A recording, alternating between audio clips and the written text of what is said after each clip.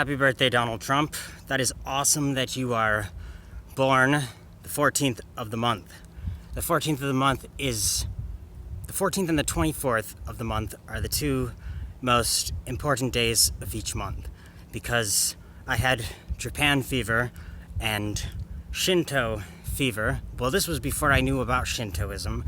I was already practicing it without knowing what Shintoism was, and I wanted to make myself a prisoner of Emperor Hirohito and the Japanese, and that Japan fever, I called it, took place on the 14th of the month, so I said on the 14th of the month of every month shall be Japan Day, because I had different countries that I was celebrating on various different days as feast days, and so the 14th became very precious. And on September 14th of last year, it was either last year or the year before, I believe it was last September, I grab a piece of paper that says Japan.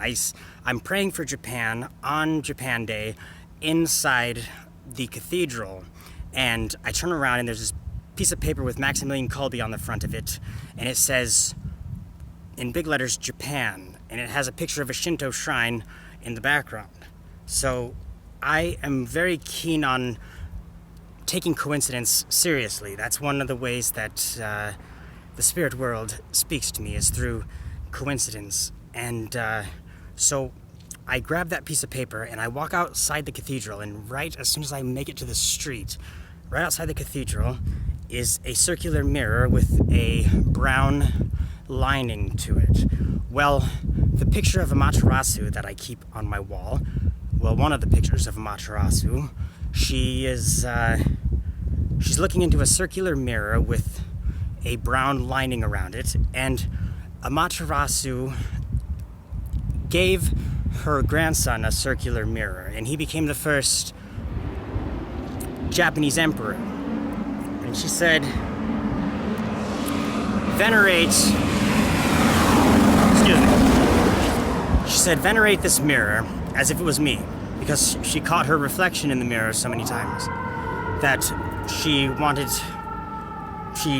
it became the most sacred relic in Shintoism, is a circular mirror. And so what are the odds that I've got a paper in my hand that says Japan? It's got a Shinto shrine on it, and I was just praying for Japan, and I turn around and I grab it, and I see Japan in big letters, and then I find a circular mirror on the ground. And that was the day I enshrined Emperor Hirohito and Emperor Meiji and Emperor Taisho on my wall. So I know there's not every coincidence that I encounter is means something, but I know that it can't all just be random, happening by chance coincidence. I strongly believe that was a gift from Amaterasu, and that means, it's quite something, because that was what Amaterasu gave her grandson, was a circular mirror.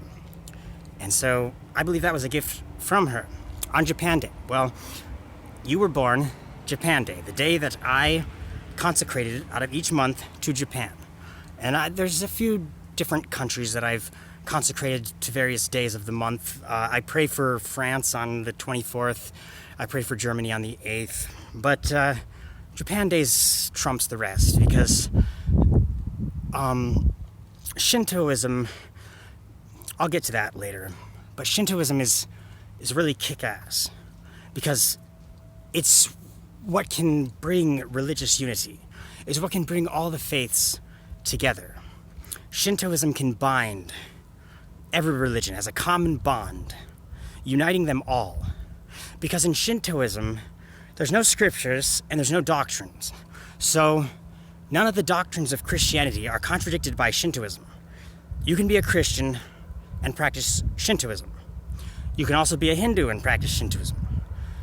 Shintoism doesn't say it's heresy to be monotheistic or polytheistic. Shintoism is the least bigoted of any religion.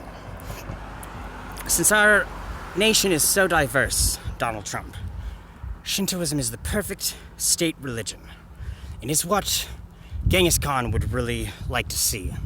Genghis Khan was a Tengri. Tengriism is very similar to Shintoism. Not as cool, because the head commie is not a female, but a sky daddy, sky god, heavenly father. But Genghis Khan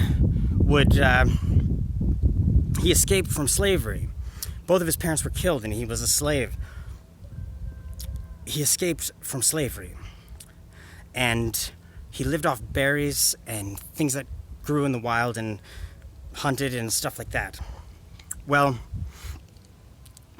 the interesting thing is he started uniting the tribes, and with 100,000 men, eventually, he conquered millions. Best conqueror in the world, most successful man in the world. Jesus Christ was the most successful man in the world, but technically Jesus did die on the cross, and his followers abandoned him, and it looked like he died a total failure, whereas Genghis Khan died with the largest land empire in history, and it continued growing after his death.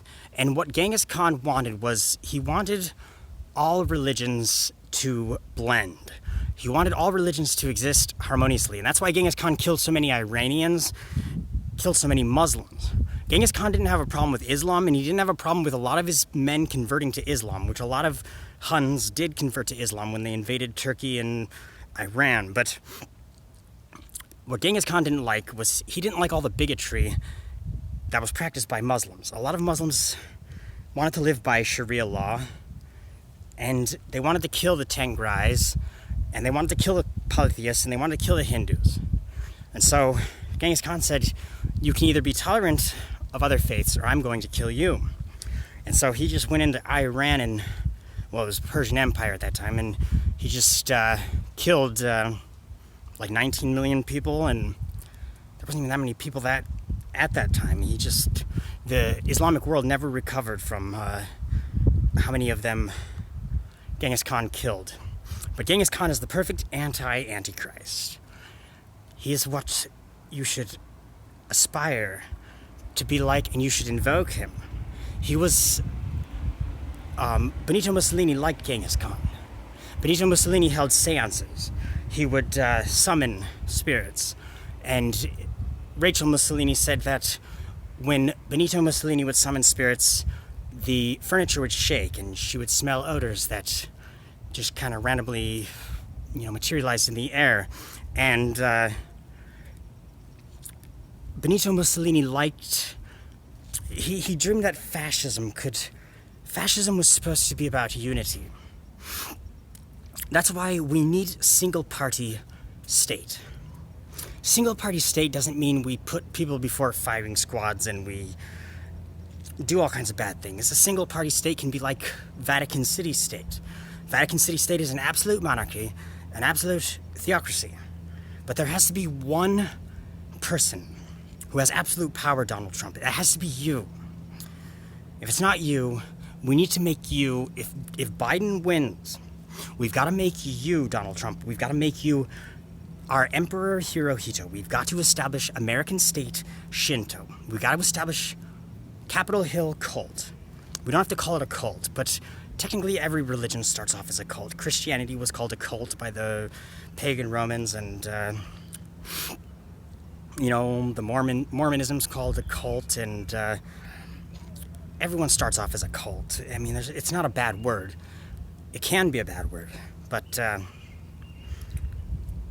telling you, Donald Trump, you are our final hope. You are the anti-Antichrist. You can prevent the reign of the Antichrist. You can reverse Roe versus Wade. The babies, you're so fucking lucky.